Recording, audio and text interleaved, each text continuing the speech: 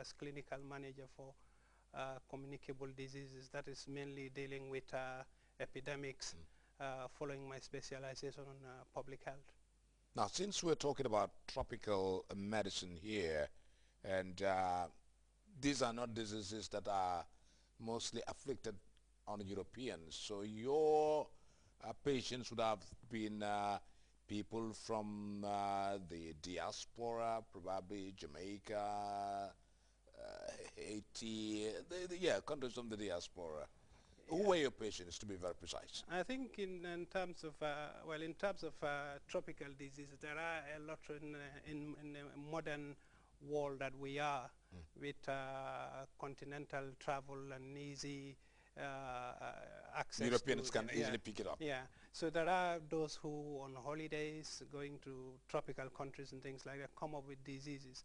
And then of course you need the skill set of competent professionals within those countries that are not used to those diseases to be able to deal with diseases that are of tropical origin that is being brought back into European countries where those diseases are not common.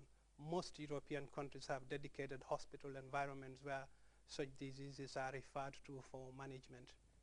And Liverpool, of course, is one of the internationally renowned institutions with capacity and competent staff to be able to deal with those, as well as London School of Tropical Medicine and Hygiene. In 2010, Haiti was struck by an earthquake, and you worked there with the British Red Cross, and you were in charge of over 400 personnel. How serious was the health problem in Haiti after the earthquake? Haiti's problems at the time were acute, were desperate, and really tragic. I think one of the things about Haiti when we talk about a country like Haiti is the fact that the country has had a tragic history. A history that, of course, is linked to the movement of people from Africa into an unknown land, an island, which is Haiti. Of course, Haiti wasn't the only country, island that has received those people. But then, being one of the first countries to have achieved its independence, the country went through a range of occupation and colonization, which unfortunately disadvantaged Haiti tragically to the point where it is the poorest country in that part of the world. And then, regardless of the tragic conditions in Haiti, the Haitian people are one of the most resilient and hardworking people you can ever find. But the earthquake brought a huge catastrophe to a country that had been struggling in that part of the world. Millions, about 1.5 million people were homeless, 300,000 people killed. Many people had to set up tents and whatever facilities they can find in their ruined homes. You almost kind of looking at the tragic faces and the sadness and people who've lost everything. It is beyond every conceivable imagination in terms of the suffering that the Haitian people went through. There was shortage of food, water, sanitation, health, and everything. Infrastructure was destroyed, and of course the Gambia was generous enough to assist in ways that were very much appreciated by the Haitian people. I was there, and I have spoken to some people at official level who understood that.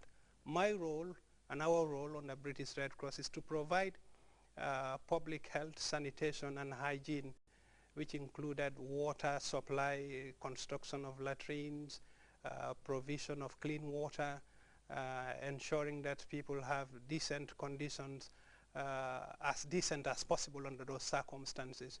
It wasn't easy. But then, through collaboration and partnership with other stakeholders, the conditions of Haiti has improved. But then things have continued since then with other new disasters coming into that poor country that has been struggling so hard. But I'm pretty sure that with support of other countries such as the Gambia, of course the international community, the Haitian people will slowly get over the tragedies that they've been going through over Well, the years. looking at Haiti and how where it is located, it is very prone to such calamities, Exactly, earthquake and floodings, exactly, and it's a small island in that big ocean. It's exactly, in a very perilous situation. exactly. I think because of its location and the poverty level of the Haitian people, which again tracks back to years of being disadvantaged by more powerful neighbors, has meant that the environmental conditions such as deforestation, such as lack of adequate infrastructure has made Haiti more vulnerable than some of the countries. Because Haiti is in the island, on the island of Hispaniola, which it shares with Santo Domingo or Dominican Republic. The tragedy that Haiti experiences is usually shared with Santo Domingo or Dominican Republic. But the impact of the tragedy in Haiti is far, far higher, far greater. The destruction, the death rates, the tragedies is far greater in Haiti than it is in Santo Domingo. That is because of the poverty level, the deforestation that has happened as a result of poverty, people cutting down the trees for cooking, for fuel, for all of those activities meant that the country is being slowly depleted of the defenses, the natural defenses that were there in the beginning. You cross the border into Santo Domingo and then you find lush forest with trees and proper roads, and then you get into Santo Domingo, you can't believe that you are on the same rock, same island, because I mean the two countries share the same rock into two different countries. We'll come very shortly to your present location where you're now working, which is Afghanistan, another turbulent area when you look at the politics of the world right now. Exactly. But let me just bring you back home. You left here in 1990. Have you been going and coming to the Gambia to see what is going on? The Gambia will always be my home.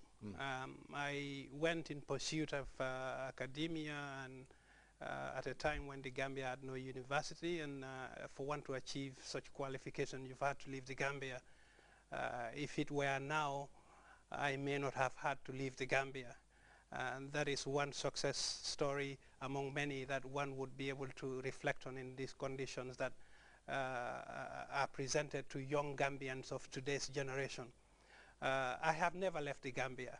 I may have been abroad, but the Gambia is my home. So I have consistently been in touch with the Gambia. I've visited the Gambia regularly. I've come, my mom, brothers, sisters all live in the Gambia.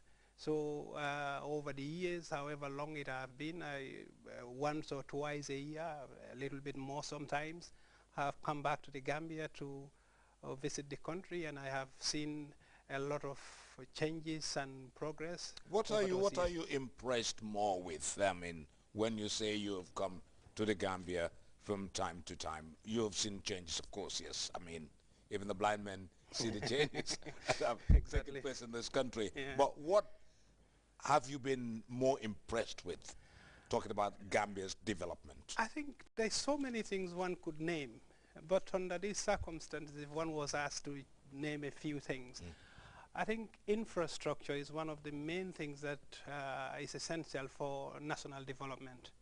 When I left the Gambia in the 90s, the road conditions were terrible. Electricity was almost non-existent. And now I live in Burfoot, and I can tell you that there's electricity all over Burfoot. The road from Banjul going through the coastal road to Katong is all paved. It meant that now with electricity going all the way, people are able to relocate in those areas, to have modern houses and allow industry and all of the things that are required that can enhance